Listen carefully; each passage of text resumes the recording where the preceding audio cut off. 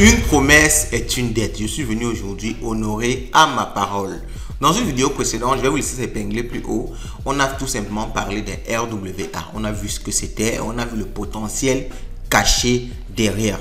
Et vous le savez, à chaque bull run, il y a comme ça un ou deux narratifs qui prennent beaucoup de valeur. On en parle tellement. Et si vous êtes un peu dans l'actualité crypto, vous avez sûrement entendu parler des RWA, la tokenisation d'actifs réels. Ok, au début de cette vidéo, on va un peu rapidement revenir sur ce que c'est. On va également revoir rapidement pourquoi est-ce que c'est si intéressant, les RWA. Et on va voir enfin mon top 4. Top 4 des meilleurs projets RWA. En fait, d'après moi, parce que après mes analyses, après avoir également cherché, fouillé à gauche et à droite, ces projets-là reviennent beaucoup, ils ont un potentiel énorme, donc ça pourrait être intéressant, n'est-ce pas, de se positionner dessus si vous avez un peu de capital. Et je suis presque sûr, parce que ce n'est pas un conscient d'investissement, il n'y a vraiment jamais rien de totalement sûr, mais avec les éléments de recherche que j'ai pu faire, je pense bien que lors de ce bull run-ci, faire un x10 avec ces projets-là, c'est vraiment possible. Alors, j'ai essayé de différencier. J'ai pris 4 projets justement parce que j'ai pris 2 projets qui sont assez risqués, ok? C'est-à-dire qui ont un market cap petit. C'est assez risqué, mais vous savez, le risque marche avec la possibilité de prise de valeur. Donc, c'est ce projet-là qui pourront faire facilement un x10. Et il y a des projets qui sont beaucoup plus costauds, donc beaucoup moins risqués, mais qui ne pourront pas également faire des multiplicateurs très importants. Donc, on parle là par exemple d'un x5, d'un x6. Mais avec les premiers projets, on pourra faire des x10, des x20 assez facilement. Ok? Donc, on va découvrir ça en détail juste après le... Oh, alors, j'oublie souvent. Likez la vidéo, vous oubliez de le faire. Pourtant, ça ne vous coûte rien du tout. Ça booste énormément la chaîne et vraiment, ça montre qu'on est ensemble et ça nous pousse à vous produire du contenu d'une qualité qui évolue avec le temps. Donc, prenez une seconde de votre temps. Ça ne vous coûte vraiment rien du tout. C'est un petit bouton là en bas. Likez la vidéo. Est-ce que c'est fait? C'est fait? Bon, allons-y maintenant. Let's go. Oh!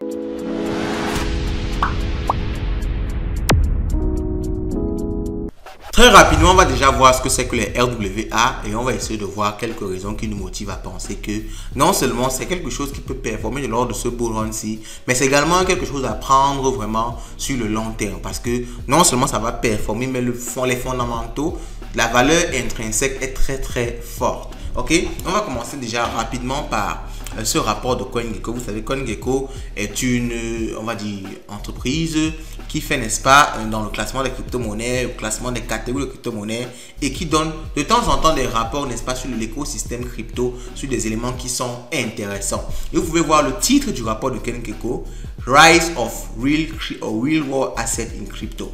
Rise of Real World Asset in Crypto, donc la montée des RWA dans les cryptos. Quand une entreprise comme CoinGecko fait déjà ce genre de titre sur un domaine, vous comprenez vraiment que ça veut dire que ça emmène vraiment beaucoup d'argent dans l'écosystème. Ça amène, c'est un narratif qui est très demandé par leurs clients. Ils constatent que c'est vraiment demandé par tout le monde. Donc quand ils font déjà un sujet sur quelque chose, il faut comprendre derrière que ça a une certaine importance. Donc les RWA, c'est quoi?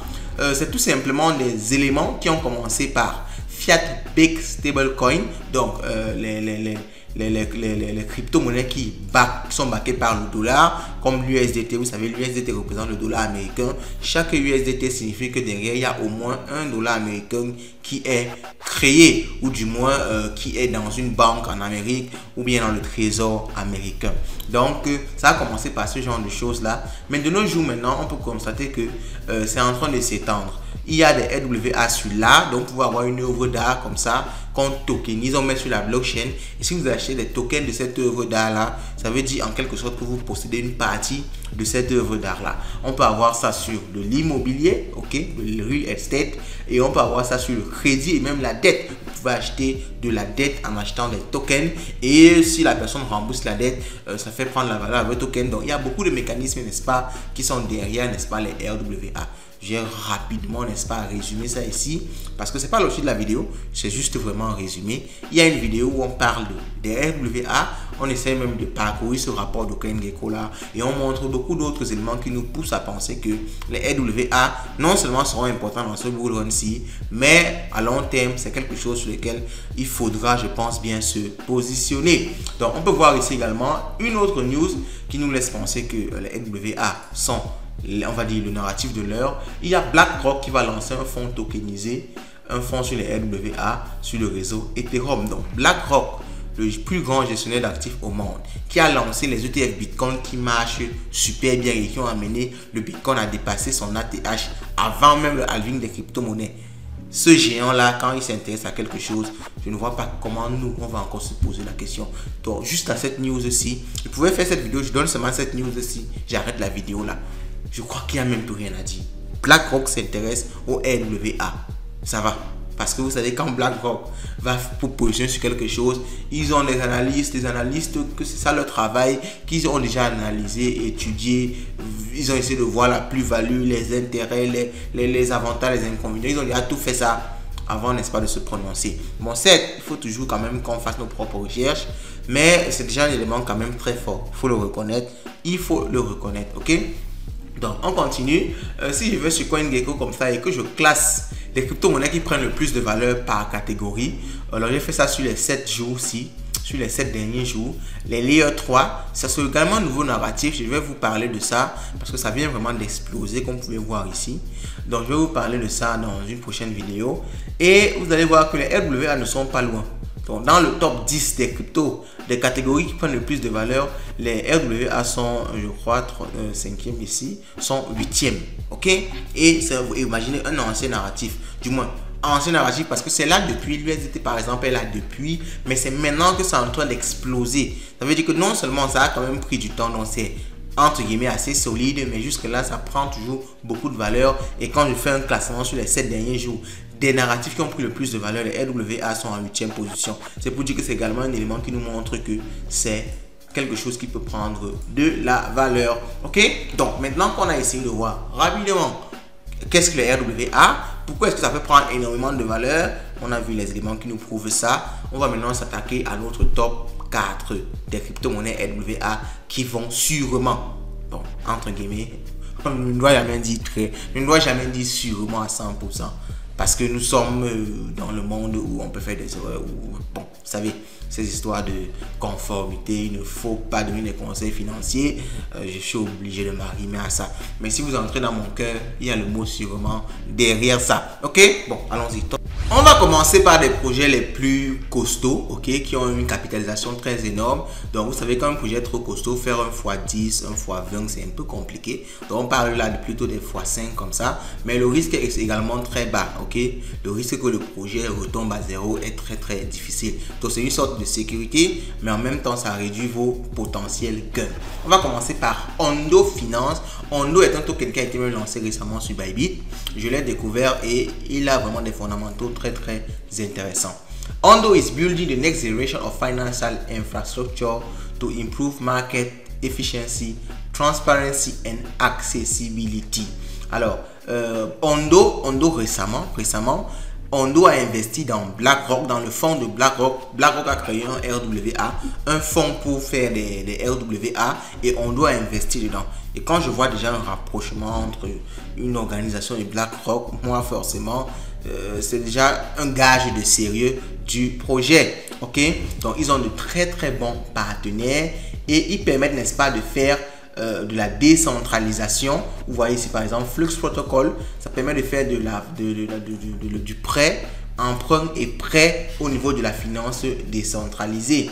Donc Ondo, n'est-ce pas, permet, n'est-ce pas, de mettre ce genre de choses là en place. C'est un écosystème très riche et vous comprenez que je ne peux pas entrer dans trop de détails. Je vous présente de façon superficielle. Dans une vidéo de 10-20 minutes, on ne peut pas entrer dans trop les détails d'un projet comme ça. Vous devez partir vous-même faire vos propres recherches. Mais si un projet vous intéresse tellement, laissez en commentaire son nom, Ondo, par exemple. Ce sera ça le mot du jour.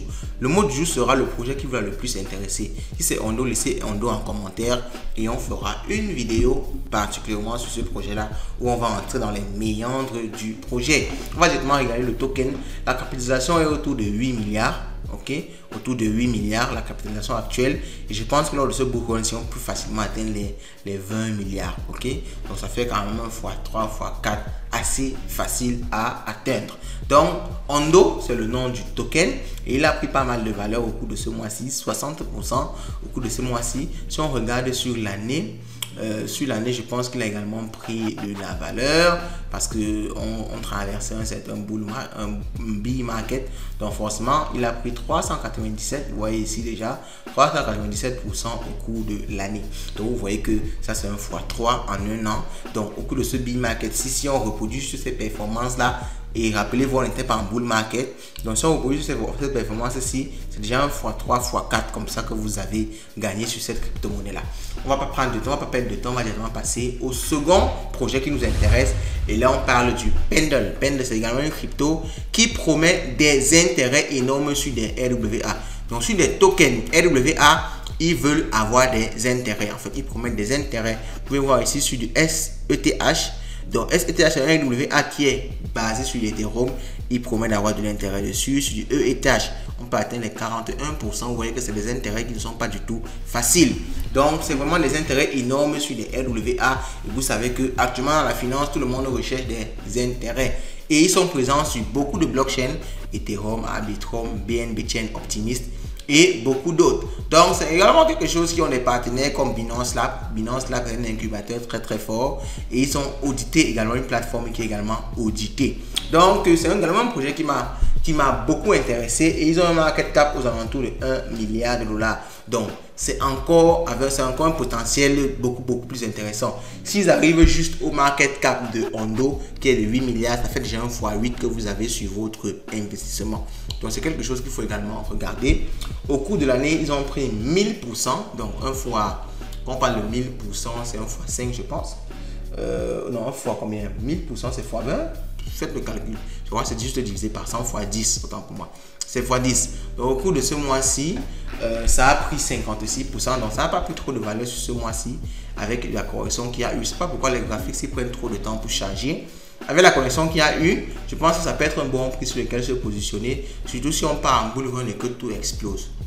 Ok, donc on va directement passer au troisième projet. Maintenant, cette fois-ci, on va voir les projets qui ne sont pas, qui n'ont pas une capitalisation trop forte, mais qui ne sont pas trop secure, mais qui peuvent prendre beaucoup de valeur par la suite. On va voir la MakerDAO, qui est derrière le DAI. DAI, c'est une crypto-monnaie. Le DAI, c'est une crypto-monnaie stable, un stablecoin un peu comme de l'USDT. Et le DAI est vraiment au centre de la finance décentralisée parce qu'ils veulent faire une crypto-monnaie qui est un stablecoin qui est décentralisé. Okay, qui est backé par des éléments qui ne sont pas centraux. Donc le DAI, c'est MakerDAO qui gère le DAI et ils ont une crypto-monnaie qui est le DAO. Le DAO, c'est le token de la DAO, de l'organisation DAO. Et vous voyez que le market cap est aux alentours de 384 millions. Donc un potentiel énorme ici. Si on arrive juste par exemple à 8 milliards aussi, ça fait déjà un fois combien? Faites le calcul vous-même. C'est énorme, ça peut prendre encore trop de valeur. Donc si on arrive juste à 8 milliards ici, ça fait 3 x 8 environ, donc 20 x 24 sur votre investissement. Donc faites vous-même les calculs, vous voyez que c'est super intéressant. Et au cours de l'année, on a eu une correction très importante. Donc ça peut également être un bon prix auquel vous pouvez entrer actuellement. Et on va terminer par Maple Finance. Maple Finance veut tout simplement tokeniser des prêts. Vous savez que actuellement sur la blockchain, vous pouvez avoir des bitcoins. Vous ne voulez pas vendre vos bitcoins, vous utilisez vos bitcoins pour tout simplement avoir par exemple de l'USDT. Ok, si vous voulez faire ça, il vous faut un protocole qui est capable de le faire. Et Maple Finance se positionne donc pour faire ce genre de choses là. Donc il tokenise des prêts, il permet d'avoir des prêts, n'est-ce pas, sur la DeFi. Et donc le protocole est assez jeune. Et on peut voir le token ici, le Maple. Le Maple a juste une capitalisation de 213 millions. Donc vous voyez que en mettant dans le Maple, vous avez un potentiel de croissance encore beaucoup plus intéressant. Donc vous avez comme ça 4 projets. Je vous laisse vous-même la responsabilité d'aller analyser chaque projet en détail. Et c'est pour ça que je ne le fais même pas expressément. Parce que si j'analyse tout ça ici, vous aurez la paresse de le faire et vous n'allez pas respecter la règle fondamentale qui est de do your own research. Faites-le. Analysez vous-même vos crypto-monnaies en détail. Je vous ai présenté, je vous ai montré les potentiels multiplicateurs, vous avez les capitalisations, donc vous savez ce qui est sûr, mais qui en même temps ne peut pas prendre trop de valeur. Et vous savez ce qui est moins sûr, mais qui peut facilement faire 1 x 10, 1 x 20 lors de ce bull run-ci. Laissez-moi ce que vous pensez de tout ça en commentaire.